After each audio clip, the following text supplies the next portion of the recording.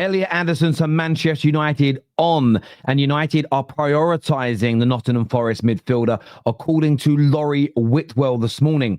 We're taking a look at Arsenal as they look to sign one of the most exciting young wingers in world football, plus a completed deal for two young starlets from South America and Bukayo Saka's full agreement in place. We're taking a look at Manchester City as well, that could be about to lose one of their new signings as early as January, only signed in the summer and could be out the door already. Plus, I want to speak about Vinícius Júnior. Big problems currently at Real Madrid. The Saudi clubs are circling, but could the Premier League be the destination of choice for the Brazilian? Now, make sure you hit the like button, get yourself subscribing, bell notifications as well. I know a lot of you have done it, but get that bell notification hit. Very, very important indeed that you get that done. But this is the Done Deal Show.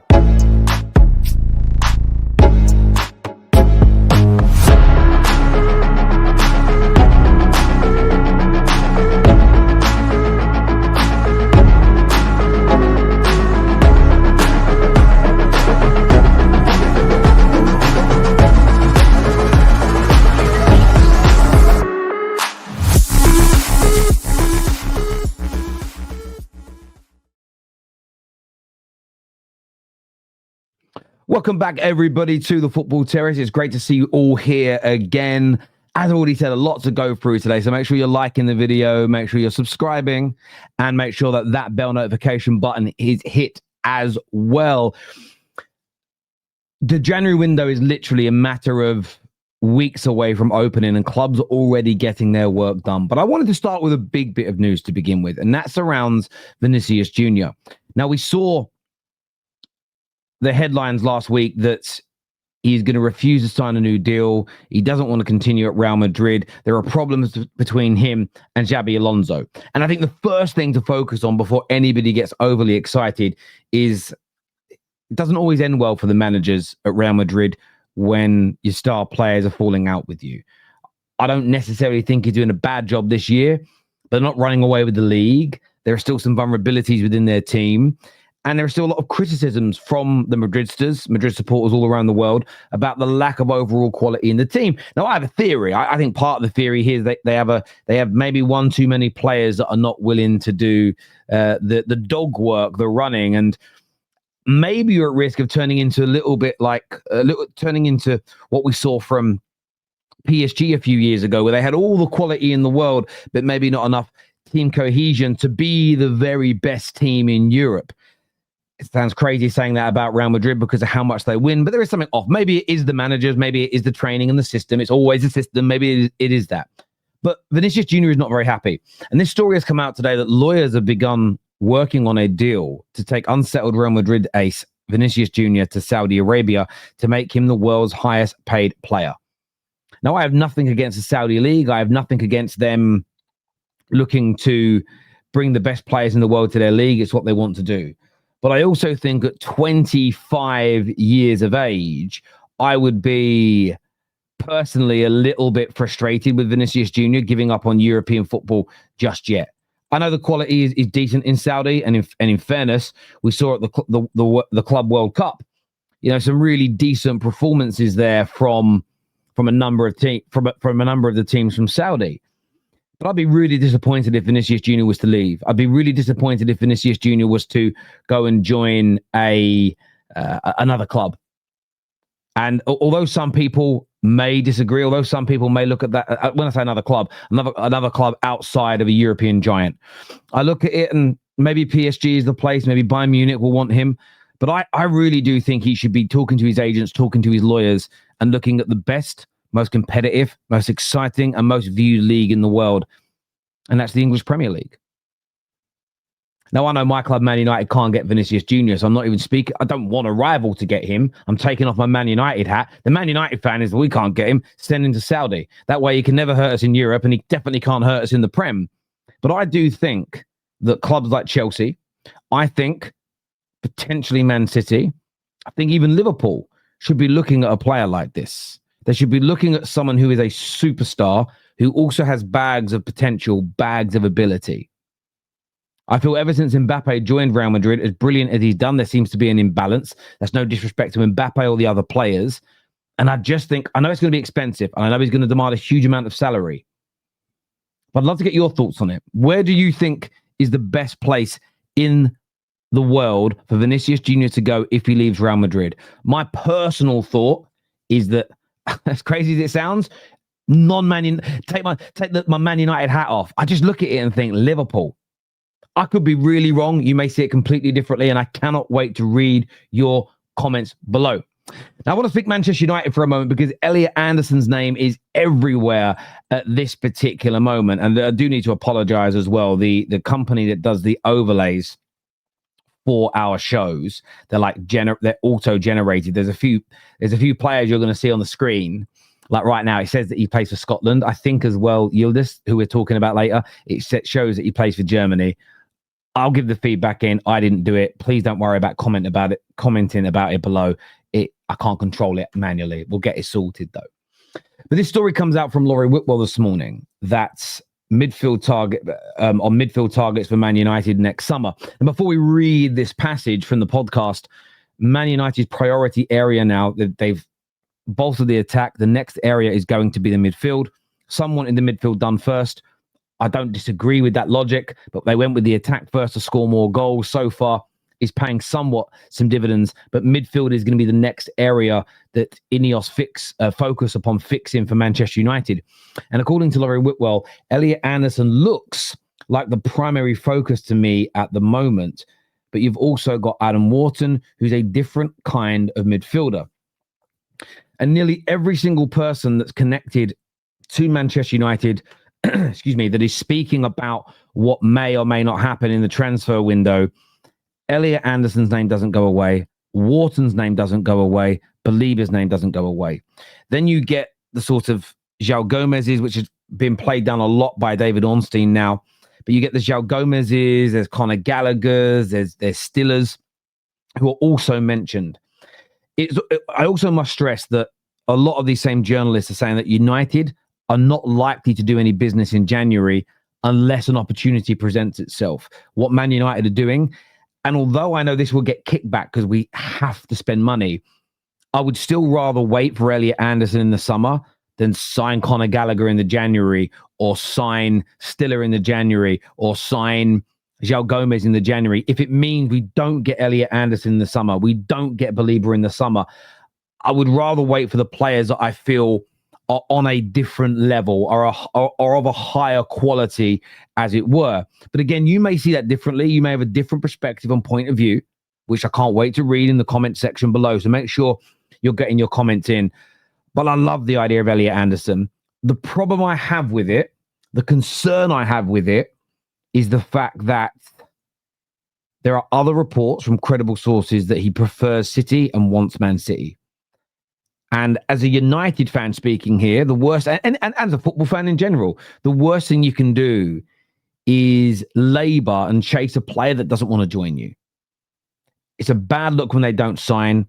And historically, when Man United have done it, we've ended up overpaying in the transfer fee, overpaying with salary, giving too long a contract. The player's never really been bought in. It hasn't worked out. They've become a problem for us. We've lost huge amounts of money and set ourselves back. So I don't want to go back down that road. I want players that want to join us. I want players that buy into what we're trying to do. And it doesn't matter if I buy into it, or you buy into it, or Johnny buys into it, or KJ buys into it, or David buys into it, or Staffy. It's about the player. And I want them to feel committed to it. So as much as I love that Elliot Anderson seems to be top of the priority list for that type of midfielder, I think him and Belieber are number one and number two in my personal views. We have to, I would still rather the second option, as long as they're over the benchmark, if they want to join the club. And if Wharton's like, listen, Man United's the place for me, get me to Old Trafford, and Elliot Anderson is deliberating, I'd go with Wharton, is my personal view. But look, I'd love to get your opinions on this. A lot of connections to Man United. Good move, bad mood. Are you indifferent on it? Let us know in that comment section below. Now, on Manchester City, you can see on the thing next to me, James Trafford only signed for them in the summer, £27 million as well from Burnley. And big reports today that he is already considering an exit 5 months after arriving for 27 million. The arrival of Gigi Donnarumma has pushed the 23-year-old down the pecking order, and he hasn't played a single Premier League minute since deadline day and fears for his England World Cup ambitions. Newcastle remain keen and could move when the window opens. They have Ramsdale and Pope. Why would they sign Trafford? And I'll be honest with you, I don't mean this rudely about Trafford. He ain't good enough. I'm sorry, and it might upset some Man City fans. He isn't good enough. Never has been for you. And he never will be. I think he's too. I think listen, all goalkeepers have a weakness. Even the greats. There'll be weaknesses to their game. Donnarumma, I think he's one of the best in the world, but he has a weakness. And I would say that's when it comes to collecting crosses. Although I didn't necessarily think he was hugely at fault for the fourth goal for Fulham last night. It was hard to catch that ball with the trajectory, the spin, and the players that were around him. And the angle that he was at was just a wonder strike that went in that is missed 96% of the time. I think a sort of 0.4%. So 4% chance, of going in. So it's one of those things for me. However, that all being said, I don't think James Trafford is good enough. I think there are too many calamities, not good enough with his feet. Decent shot stopper, but does make mistakes. And one of the reasons that Man City made sure they secured Donnarumma is they looked at James Trafford. They're already struggling to keep pace with Arsenal. And if you look at the current points per game levels at the moment, they're tracking toward, they've played one extra game now, Man City. They're on 14 games played, and they're tracking towards 76 points. Arsenal, one game behind them, tracking towards 87. If Arsenal were to win their game tonight, which everybody expects them to, there is a, just on what their points per game, that the Arsenal are tracking towards 98, 89 points, 13 ahead of them. I can only imagine how big that gap would have been if James Trafford was their goalkeeper all year. I don't even know if City would be in the top four. So I think he should look for a new club. I think City should facilitate that, try and recoup as much money as possible. Doesn't want to be a number two. He's a decent number two, but that's it. No more than that, in my personal opinion. But I'd love to get yours. Can't wait to read what it is you guys have got to say on this. Now, I want to speak about Arsenal. There was obviously the news a few weeks back of Bukayo Saka extending his stay at Arsenal. An agreement has been reached upon that new contract. And this is massive news. I still think there's an element of delaying the announcement of this, probably for PR reasons. It's a very busy time for Arsenal right now. There's a lot of games. They might wait to a quiet period. They might even wait. Arsenal are the best at this. They might even wait for a bad result, and then you get this news to kind of soften that blow, as it were. But he is going to sign a new deal, and that is very, very positive indeed. It has also been announced that Arsenal have agreed a deal in principle to sign the Ecuadorian twins, Edwin and Holger Quintero. They will join the club when they turn 18 in 2027.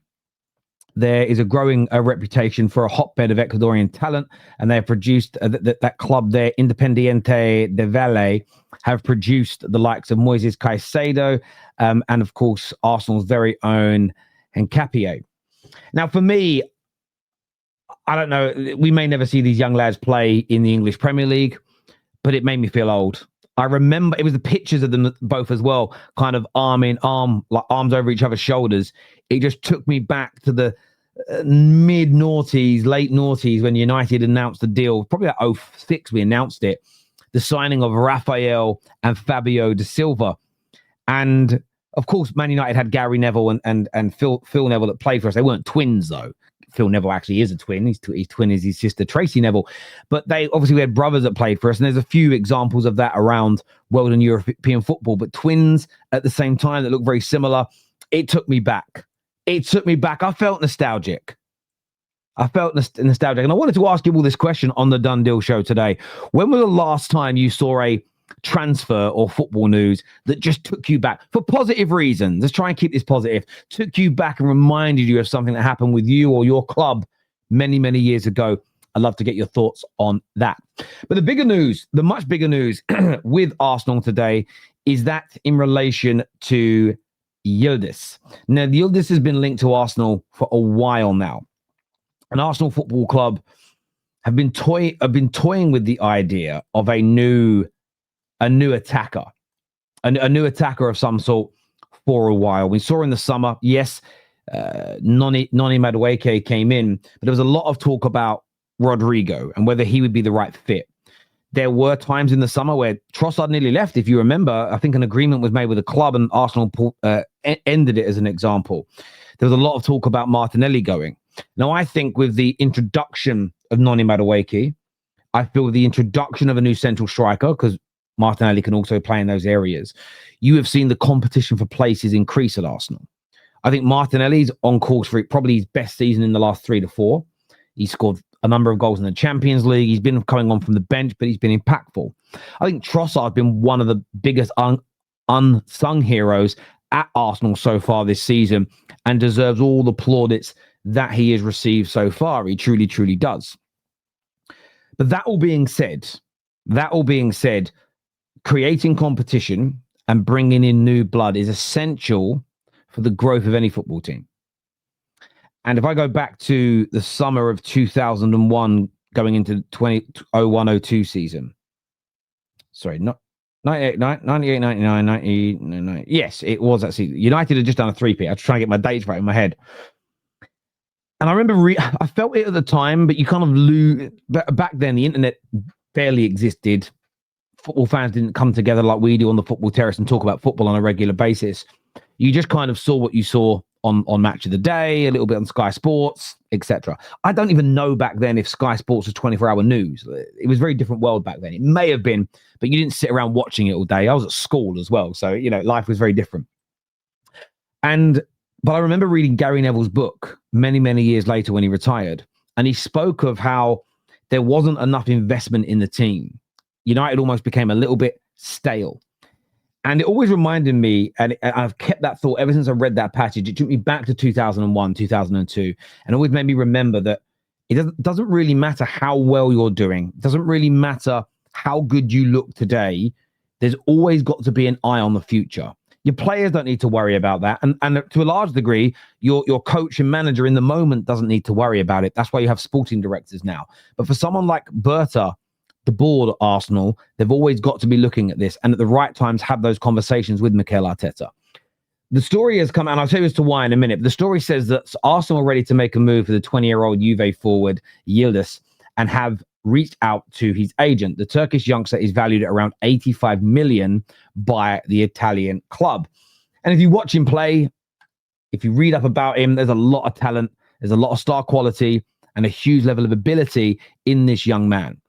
And although Trossard and Martinelli are both having good seasons, I don't believe that's a reason to not look at adding some new blood, whether it be this January or whether it be in the summer. I think it's something Arsenal need to look at.